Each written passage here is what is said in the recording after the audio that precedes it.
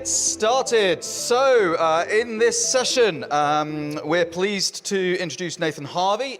Nathen is the DORA lead and developer advocate at Google's Cloud DORA team. If you've not heard of, I'm sure Nathan's going to go into a lot of this, but if you've not heard of DORA, they've actually just released a report. They do a huge amount of super interesting reports and data and stats on a whole bunch of things. This more recent one is all about AI adoption and how AI dev tools are used, AI coding tools are used. There's a 2025 report that was just released, which Nathan's going to talk through. And really excited to hear some of the stats on this. So without further ado, please welcome Nathen on stage. All right. Hey, thanks so much. All right, thank you so much, and good morning, everyone. As was mentioned, my name is Nathen Harvey. I lead up the DORA program for Google Cloud. How many of you have heard of Google Cloud? All right, that's good. DORA is all about research, and so I'm always running surveys, so thank you for raising your hand for me. That gives me good data to take back with me. I can go back and tell my boss, everyone has heard about Google Cloud. What you might not have heard about, this just happened yesterday, Gemini 3 was launched. Who's had a chance to play with that? All right, that's awesome. And another thing that was launched yesterday, I don't know if you've even heard of this, anti-gravity. Who's heard of anti-gravity? Oh, great, all the same people. Man, this is awesome. We're like at 100% saturation. Everyone is aware of it. If you haven't, the few of you that didn't raise your hand, maybe you just don't like raising your hand. That's cool. Anti-gravity is the agentic IDE that Google launched just yesterday. So go check it out, have fun with it. Of course, it's free to download and use, and you get access to Gemini 3 and a bunch of other models with that. But while I am a Google employee, I'm not here to talk about Google-specific stuff today. I'm here to talk about this program called DORA. And as was mentioned, DORA is a research program. This research program looks into the capabilities and conditions that enable high-performing, technology-driven teams to thrive. One of the beauties of this research program is that it's been running for well over a decade now. So we have a lot of data and a lot of history to really understand what does it take to create this high-performing team and high-performing organizations. And DORA, if you've followed DORA for a while, you may know DORA by its acronym. But I want to just let you know that DORA has de-acronymed. So if someone asks you, what does DORA stand for? You can proudly say, DORA stands for nothing. But that doesn't really sound right. So we have this new tagline that I would allow you to say. DORA is about how do we help teams get better at getting better. The reality is that this space is moving so fast. Technology has always done so. And it's really important for us as teams and organizations to be on a journey and a mindset and even a practice of continuous improvement and continuous learning. And so I think that's really summed up in that message there. Now, DORA every year runs a global survey. We go out into the world and we ask lots and lots of questions of as many people as we can. So while DORA does live within Google Cloud, this is not research about Google Cloud. This is research that is program and platform agnostic to really understand how you're doing things today. In 2025, we had the pleasure of hearing survey responses from nearly 5,000 people. We augment those survey responses with qualitative interviews, so we have over 100 hours of qualitative data as well. Now, you can download our latest report here, and you can see that on the screen here. And just as a favor to every presenter that you're going to see across the next day, if you see a QR code on the screen, please lift up your phone. I don't care what you do with your phone, just lift it up. It helps the speakers feel like I'm connecting with the audience. Look, I put a QR code up and they lifted up their phone. Take a selfie for all I care. I can't see what you're doing on the phone. It just makes me feel good. Now, I would give you time to read the report before I continue the talk, but in honesty, it's a 142-page report, so ain't nobody got time for that. I highly suggest you take this report and give it to Notebook LM and say, hey, summarize this report for me. And then you can figure out which parts of it you really want to dig into. But before we go much deeper, I want to kind of share the overall finding of this report. Like if I were to summarize it in 3 slides, I just said if. I'm about to summarize it in 3 slides. AI's primary role in software development is that of an amplifier. The greatest returns on AI investment come from a strategic focus on the underlying organizational system. Without this focus, without this foundation, AI creates localized pockets of productivity that are often lost to downstream chaos. And maybe you've felt this. Maybe you've even seen it. There are vendors out there with these AI tools that say AI is going to help you be 30% faster. At what? 30% faster writing a function. Fuck yeah! Does that matter? I mean, yeah, of course it matters, but does it matter to the overall system? Does it matter to your customers that you were able to write that function 30% faster? Maybe, maybe not. So I want to, before we go any further, and it's going to be another moment for you, although this one's going to be a little bit more participatory, I want to ask you a question. Right now, what's stopping you from YOLOing that code that AI wrote into production? What's stopping you? Don't shout out the answer. I mean, nothing is a good answer. But if you go to this QR code or this Menti and enter in the code, it's going to ask you that question. I'd love you to just type in an answer. What's stopping you from just, fuck it, ship it?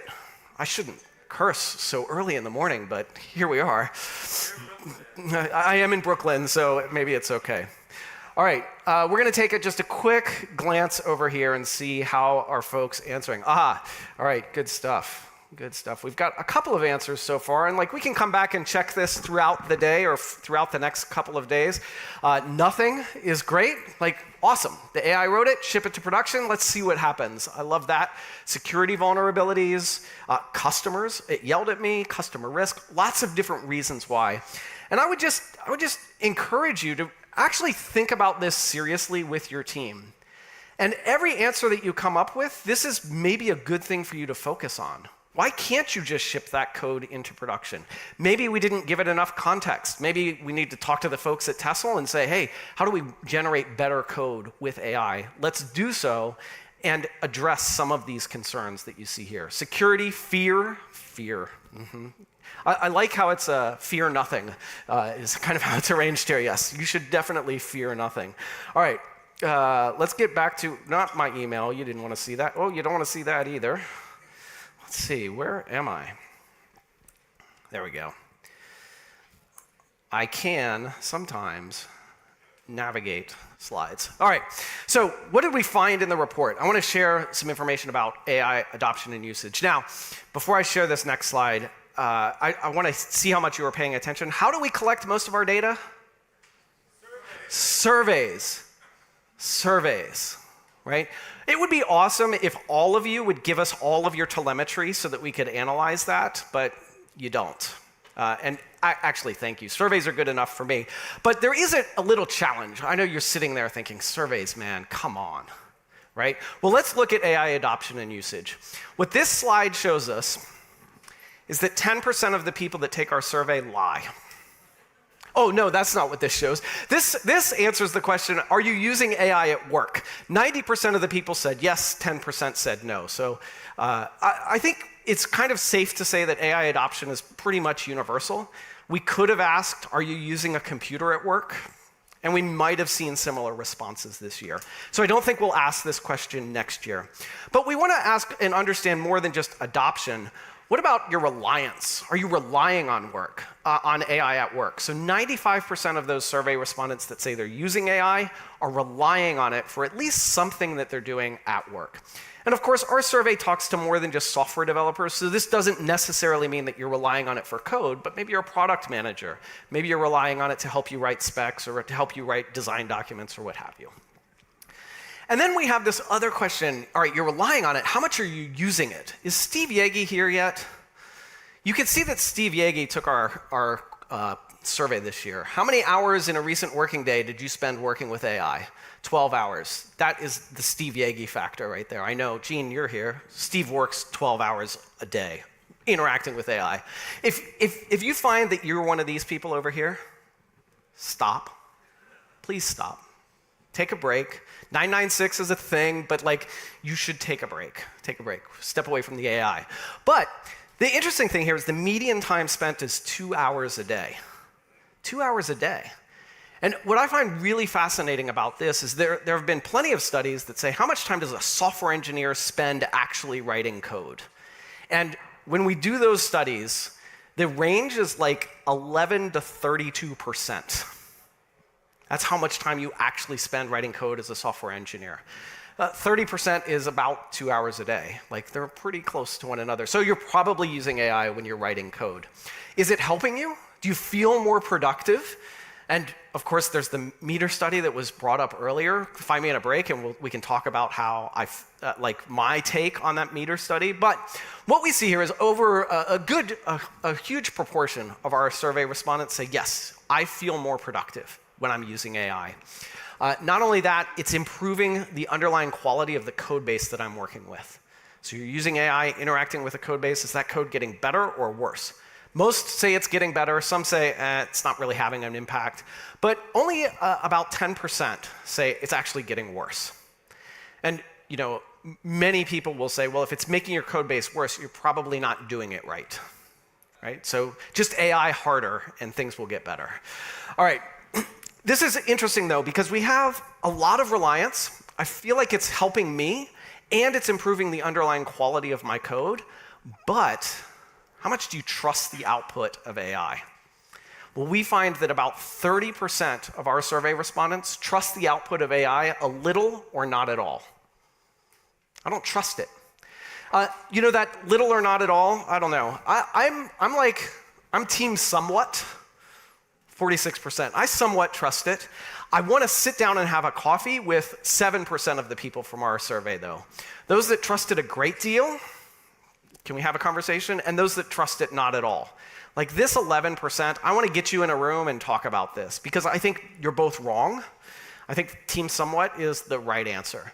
We have to trust but verify anything that's generated by AI. And this could be code, it could be the email you're about to send off to your manager, it could be the performance review you're writing for your direct report. Like, please, don't just ship it, don't just YOLO it. For all the reasons that we saw earlier that you shared. Another thing that's interesting that we talked about, and it feels really weird in this audience, I just want to remind all of you, we are living in the future. We are ahead of so many different people out there in the industry. That's the truth. What we asked also about is your frequency of AI interaction. What mode are you interacting with AI? And interestingly, 61% of our survey respondents said they had never interacted in an agentic mode. Now, I should point out, and I do point out, just to be very clear, do you see that little tiny text down there at the bottom? Our survey was fielded mid-June to mid-July of 2025. So in that time, only about 40% of our respondents had ever interacted with an agent. Today, I think that number would be, like, there'd be more people that have interacted. But I still think it's fair to point out that as individuals, and worse so as teams and worse so as organizations, we only have so much capacity for change. And so while agentic AI is all the hotness on social media, the reality is you might not be using it on your team yet. And so don't feel bad. It's okay. And if you are, just remember you're living in the future. You are ahead of most of the people that are in our industry together.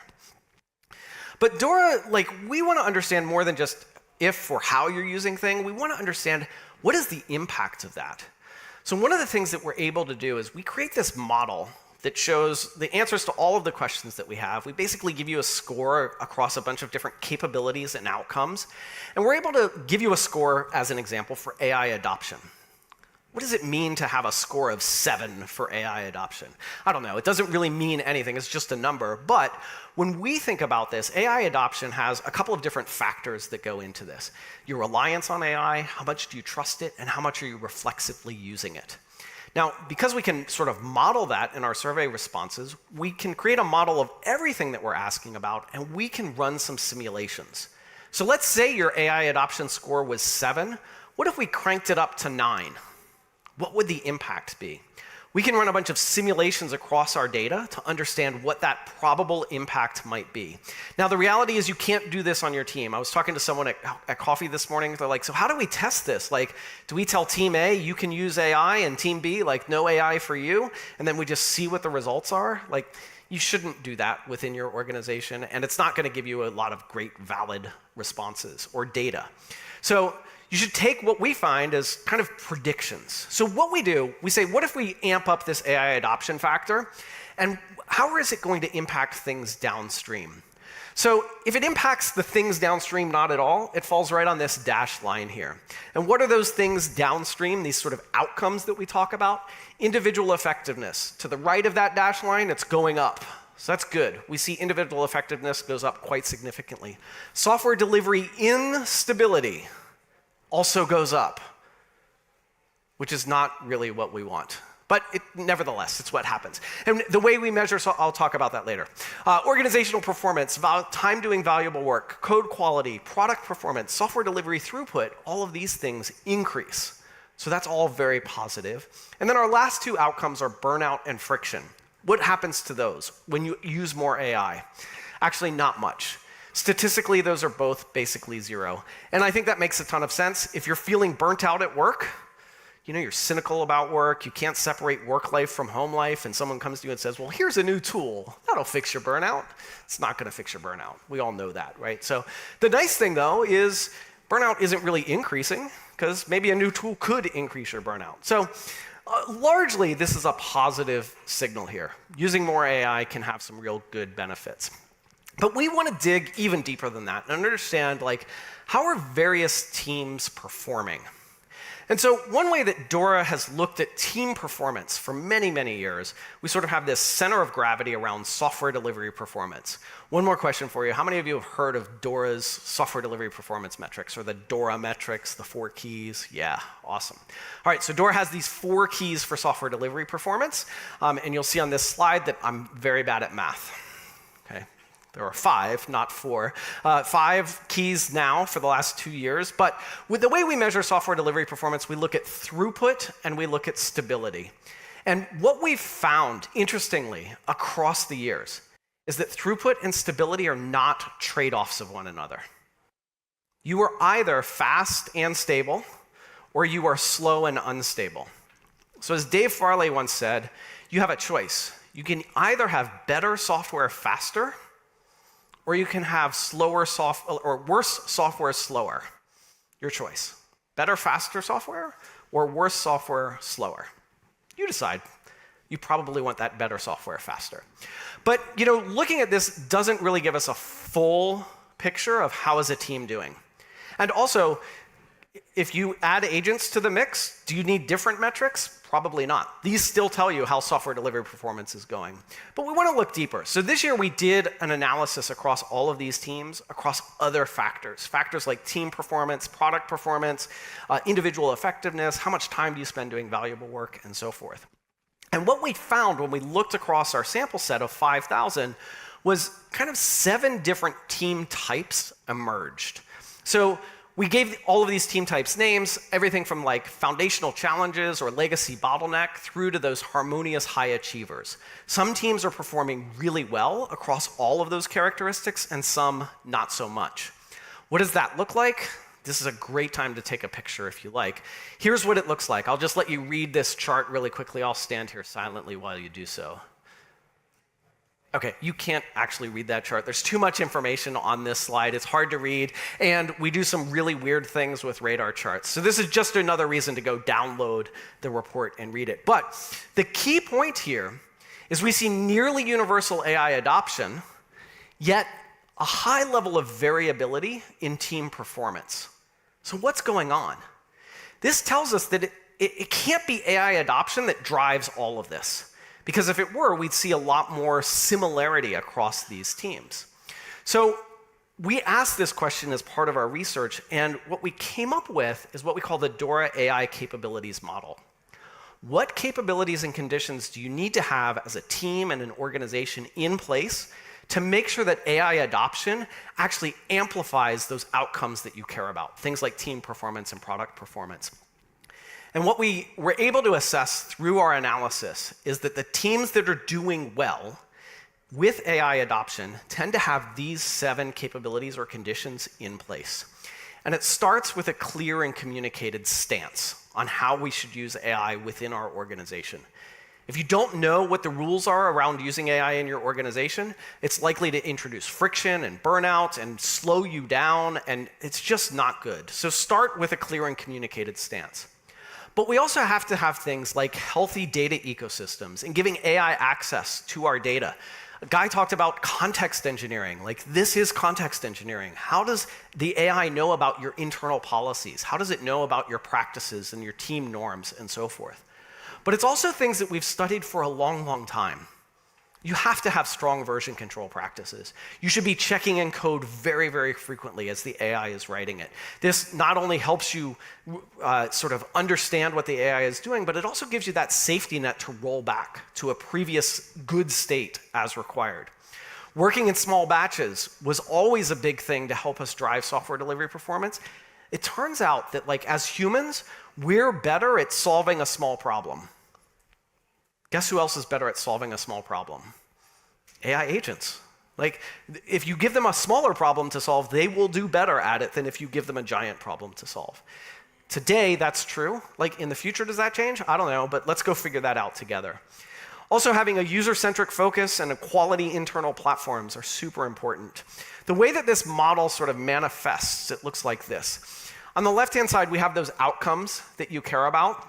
We know that you're adopting AI. So how do you make sure that AI has the biggest impact on those outcomes? You have these capabilities and conditions in place. So how might you use this model within your team?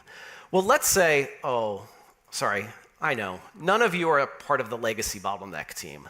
If you were, you'd be back at work trying to uncover, like, why is everything broken right now? You're not in that state. But let's say you were, just for a moment. One of the things that we see about the legacy bottleneck team is that their product performance is really low. So maybe they decide as a team, we want to improve our product performance. And we know we're going to use AI because, well, we've been mandated to use AI and it's fun, so let's use more AI. You can use the DORA AI capabilities model to say, product performance is that outcome that we want to improve. We know that AI adoption has a relationship with product performance, but we want to amplify that impact. Follow the arrows backwards from product performance, and you find these are the 3 capabilities that as a team we should focus on. So now if I want to make sure that my agents are doing the best job that they can, or the AI assistance that I'm getting is the best possible, I want to make sure that I have good access to internal data, that I'm working in small batches, and I have that clear and communicated stance. So regardless of where you are as a team, this model can help you get the most out of AI. And I want to try to save a little bit of time for questions. I might have time for one, so I want to jump to some final thoughts. First, remember, the way we get our research, we go out and we research the world, and then we report our findings. I'm sorry to tell you, none of you work for the world.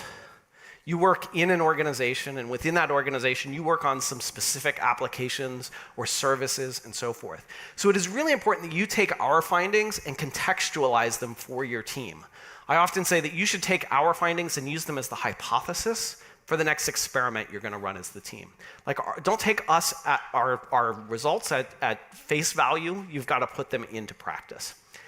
And then finally, I think it's really important, and congratulations, you're here today as part of a community. You can't do this alone. We're all learning together. And so if you're part of the AI native dev community, great, continue to be there.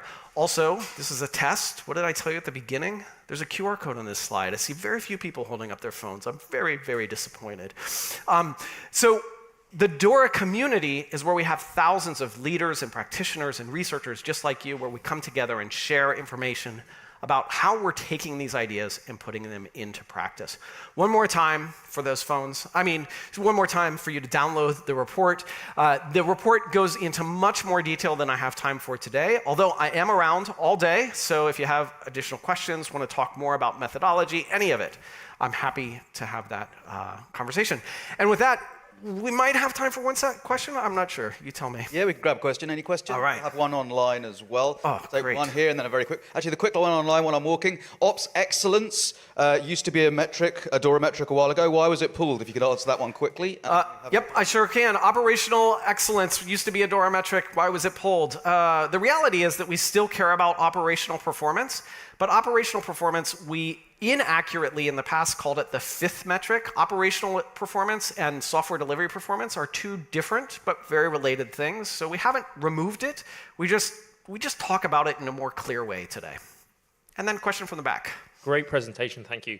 So all of the stuff that you said makes sense. As we try and move forward, we'll kind of have like different initiatives that we'll go after. And when we try and measure the impact of those, Yes. it's very difficult to separate the kind of correlation with causality. And Yes. even the most senior management folks typically don't understand the difference between the two.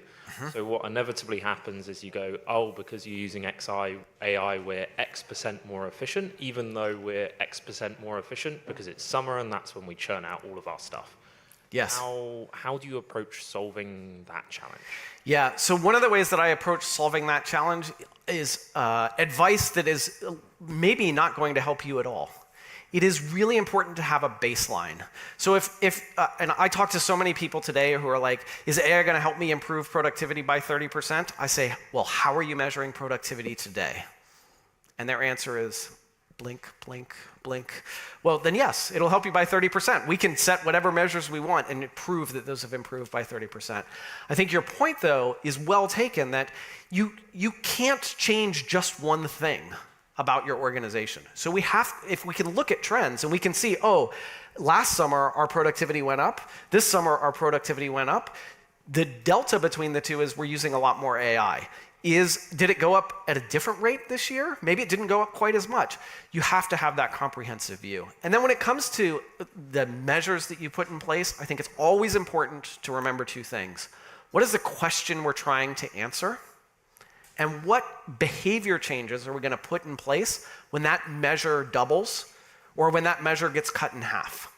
If you can start having those conversations, at the end of the day, the only reason to have a metric is to start a conversation. And the reason you have that conversation is to change how you're working. So take that as an answer. I got a thumbs up, and I'm out of time. That's all good. Thank you very much, and please give it up for Nathen. Thank you very much.